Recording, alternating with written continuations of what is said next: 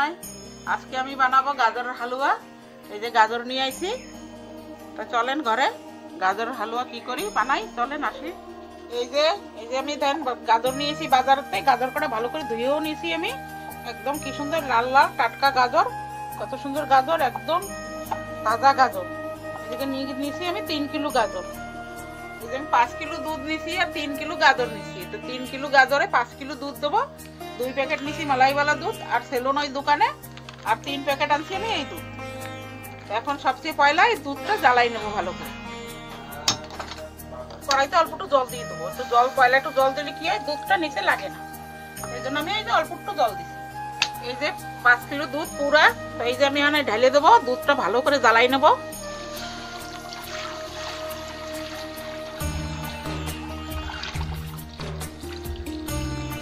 দুধটা ভালো করে জ্বালায়ে গাঢ় করবো। দুধটা ভালো করে জ্বালায়ে গাঢ় করবো, একটু টাইম লাগবে। 5 কিলো দুধ তো একটু টানতে গাঢ় হইতে শুকাইতে দুধটা অনেক টাইম লাগবে। এই জন্য আমি এই দুধটা জ্বালাই নেবো, পরে গাজর দেব। এই যে দুধটা জাল আসছে ভালো করে, এই যে দুধ গাঢ় হয়ে আইছে, এই যে ভালো সুন্দর জাল আসছে। এখন আমি গাজরটা ছুলে ঘষে নেব। দুধটা একদম গাঢ় হয়ে গেছে। মালাই দুধ ছিল 2 লিটার, তাই যে ভালো সুন্দর মালাই পড়ে গেছে। এই যে এখন আমি এই গাজর ছলবো, ছুলে ঘষে নেবো। দুধটা দিকে জালুক সে পর্যন্ত এই যে গাজর ছুলে নি। এই যে দেখাচ্ছি, দেখেন গাজর কিরম লাল, একদম লাল গাজর। আর গাজরগুলো একদম টাটকা গাজর।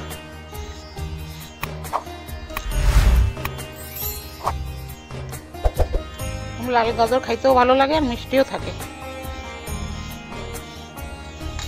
এই যে বন্ধুরা পুরো গাজরটা আমার ছোলা হয়ে গেছে। এখন আমি গাজরগুলো ঘষে নেব, সুন্দর করে ছুলে নিছি। এই যে আমি গাজরটা ঘষে নেবো। এই যে মোটা সাইজ, এই মোটাগুলোই রাখবো, এই বারিক রাখবো না, তাহলে একদম ইয়ে হয়ে যাবে। তাই মোটাগুলো একদম ভালো হবে, খাইতেও ভালো লাগবে হালুয়া। এই জন্য আমি মোটা সাইজ দিয়ে করবো। আমি ঘষে নিই। এই যে গাজরটা ভালো করে ঘষবো, পুরো ঘষে নেবো সবকটা গাজর। এই যে গাজর কটা ঘষা হয়ে গেছে বন্ধুরা, এই দেখেন কত সুন্দর। এই যে মোটা মোটা করে ঘষে নিয়েছি। এরকম মোটা মোটা করে ঘষে দিলে ভালো হয়, গাজর হালুয়াটা খাইতেও ভালো লাগে।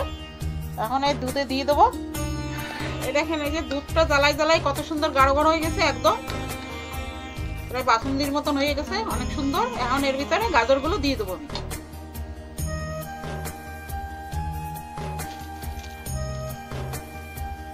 এই যে গাজর সব দিয়ে দিছি। এখন এই যে নাড়াচাড়া দিয়ে দেবো। দেখেন দুধটাও কত সুন্দর গাঢ় গাঢ় হয়ে গেছে, দেখলেই তো বুঝতেছেন। এই দেখুন বন্ধুরা প্রায় আধা হয়ে আইছে, এখনো টাইম আছে। দুধটা পুরো শুকাবে। প্রায় আধা হয়ে গেছে, গাজর একদম গলে গেছে। এই দেখুন বন্ধুরা এই যে আমার হয়ে গেছে। এখন এতে চিনি দেবো। চিনি দিয়ে তারপর আর একটু জ্বালাবো। কত সুন্দর কালার আইছে, একদম লাগতেছে। দুধের খোয়া দিয়ে দিছে, এতে অনেক সুন্দর কালার আইছে। এখন এতে আমি দিয়ে দেবো এই যে 1 বাটি ঘি। এই যে ঘি নিছি, এই যে ঘরে বানানো ঘি, এই 1 বাটি ঘি দিয়ে দেবো এই জন্য।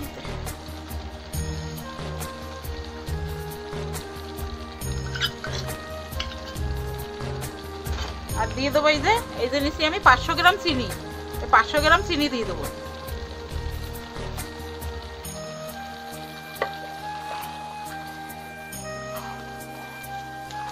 আর এটা ভালো করে মিলাই নেবো। আর এই চিনিটা একটু জল ছাড়বে, সেই জলটা টানানোর জন্য আর একটু জ্বালাই নেবো। এই চিনিটায় জল ছাড়বে, চিনিটা গলে।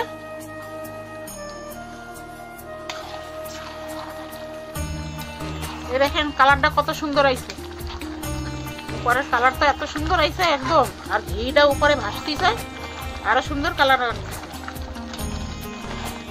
আমি এখন এতে দিয়ে দেবো এই যে 4টা ইলাইচি, একটু চিনি দিয়ে পিসাই নিছি, এটা দিয়ে দেবো। এখন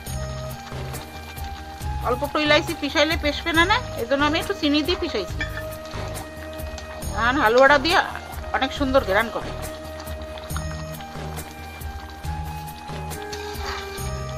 এটা আর একটু জ্বালাই নেব।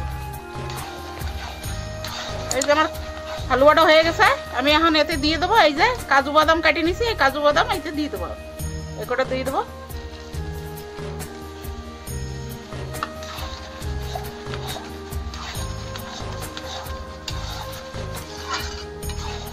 হয়ে গেছে, এ ঠান্ডা হইলে একদম শুকনো শুকনো হয়ে যাবে।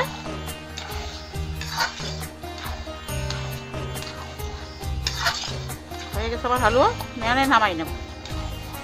এই দেখেন বন্ধুরা, আমার গাজরের হালুয়াটা বানানো হয়ে গেছে।